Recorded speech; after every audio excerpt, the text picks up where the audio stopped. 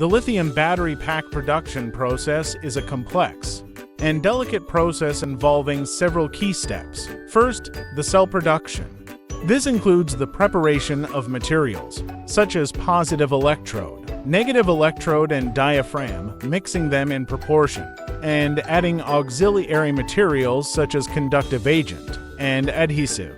Next, the mixed material is coated on copper foil or aluminum foil to form a positive and negative electrode sheet, and then becomes a cell through the crimp process. Then, after the battery is assembled, the liquid is injected.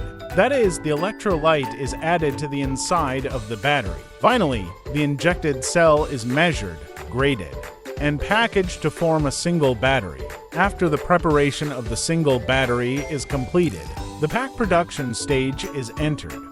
First, the individual battery is classified, measured, and then assembled according to the requirements. At this time, the BMS battery management system, as an important control and protection component in the lithium battery pack, will be installed according to the engineering requirements. Then, the single battery is combined according to the requirements to complete the manufacturing process of pack.